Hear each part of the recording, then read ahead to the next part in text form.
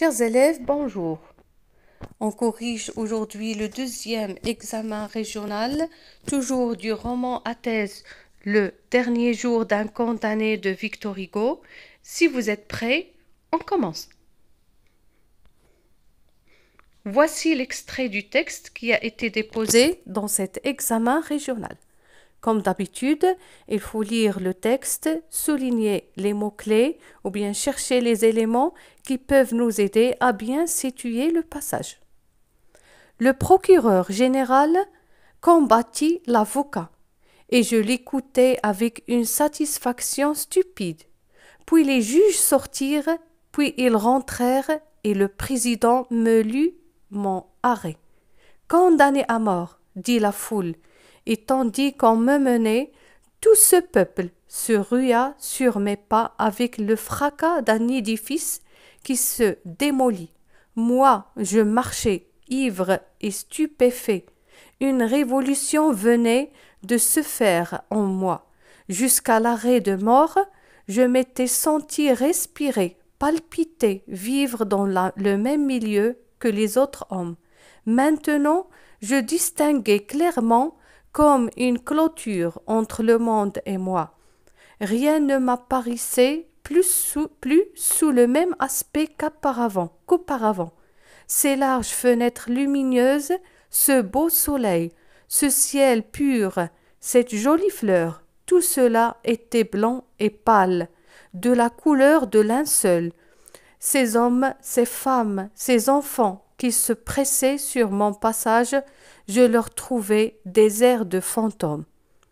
Au bas de l'escalier, une noire et sale voiture grillée m'attendait.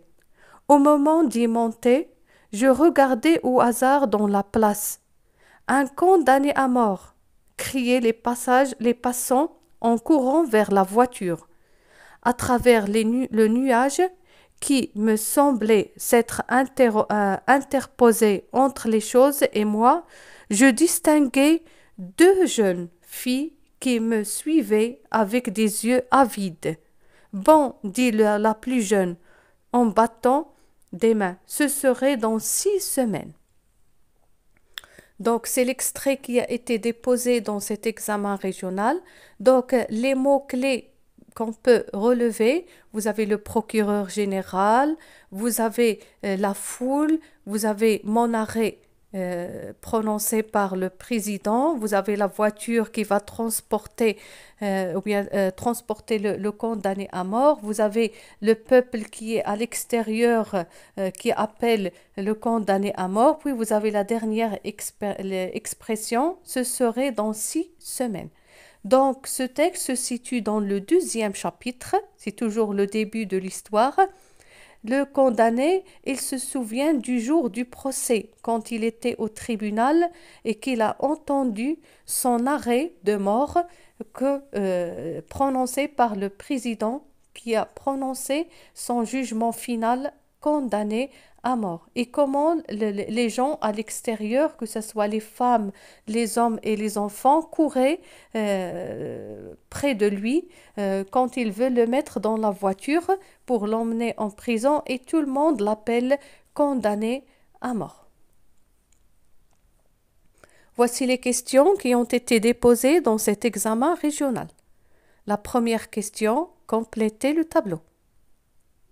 Donc, ce tableau contient, comme d'habitude, titre de l'œuvre, auteur, genre littéraire et le siècle. Donc, le titre de l'œuvre, le dernier jour d'un condamné. Faites attention, comme j'ai dit dans la fiche de lecture de ce roman, il ne faut pas écrire le dernier jour parce que c'est le titre d'un autre roman. Il faut écrire le dernier jour d'un condamné. L'auteur, c'est Victor Hugo. Le genre littéraire, roman à thèse. Le siècle, c'est le 19e siècle. Deuxième question. Parmi les situations suivantes, laquelle convient au texte ci-dessus?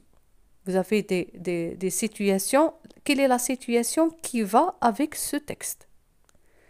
Le narrateur se trouve au palais de justice attendant son jugement, ou bien le narrateur se trouve à l'hôtel de ville attendant son jugement, ou bien le narrateur se trouve dans la conciergerie attendant son jugement.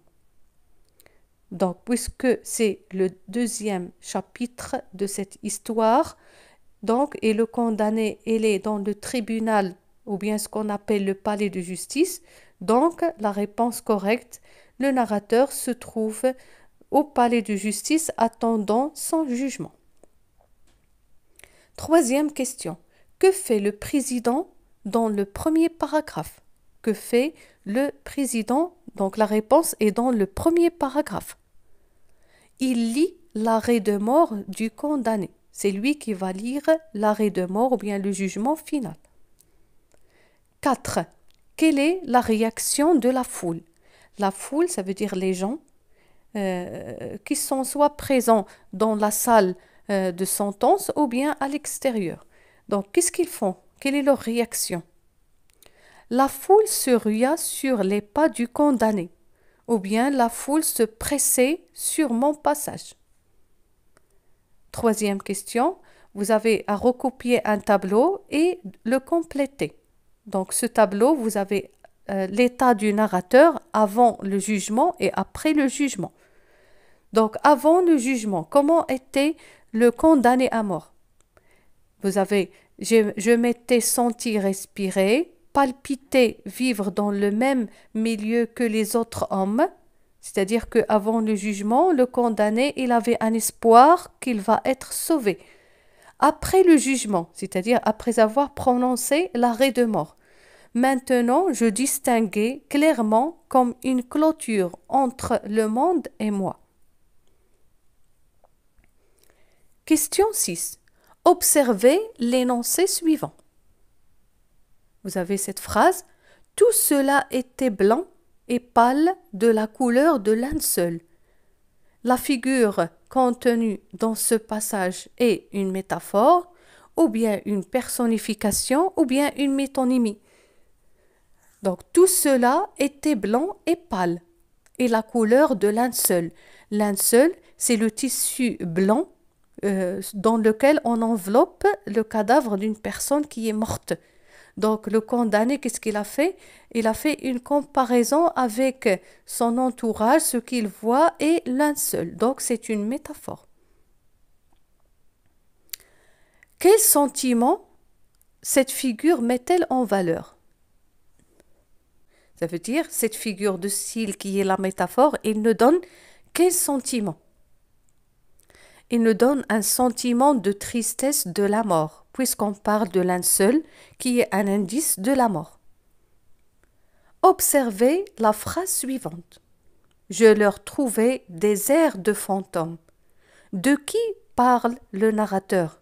Il parle de qui? Qui ont air qu'ils ressemblent aux fantômes. Oui, il parle de la foule. La foule, dans le texte, ces hommes, ces femmes, ces enfants. Toujours la deuxième partie de la question. Quel jugement porte-t-il sur les personnages dont il parle? Il avait quel jugement? Bien sûr, quand on parle du jugement, est-ce qu'il est favorable ou bien défavorable? Donc, c'est un jugement défavorable, dévalorisant, négatif.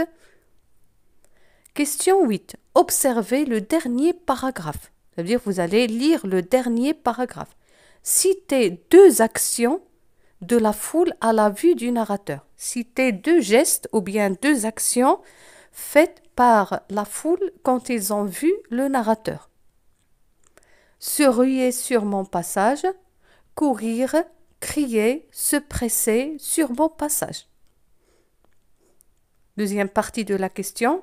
Ces actions traduisent-elles la joie ou la tristesse de la foule?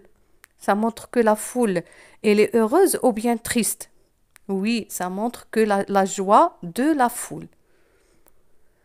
Question 9. L'intention de l'auteur du texte est de montrer quel est le but de l'auteur qui est Victor Hugo. À partir de ce texte, qu'est-ce qu'il veut montrer? Est-ce qu'il veut montrer la pitié de la foule à l'égard du condamné ou bien l'insensibilité de la foule à l'égard du condamné ou bien la solidarité de la foule avec le condamné? Donc, on a dit tout à l'heure que la foule, elle est heureuse de voir le condamné ou bien le narrateur condamné à mort. Bien sûr, ça ne peut pas être la pitié et non pas de la pitié. Ils sont heureux. La solidarité, ça veut dire être avec le condamné, non. Donc, on a l'insensibilité, ça veut dire ils n'ont aucun sentiment envers le condamné à mort. Donc, c'est l'insensibilité de la foule à l'égard du condamné. On arrive à la fin de la correction de cet examen régional. J'espère qu'elle est claire. Merci pour votre attention et à bientôt.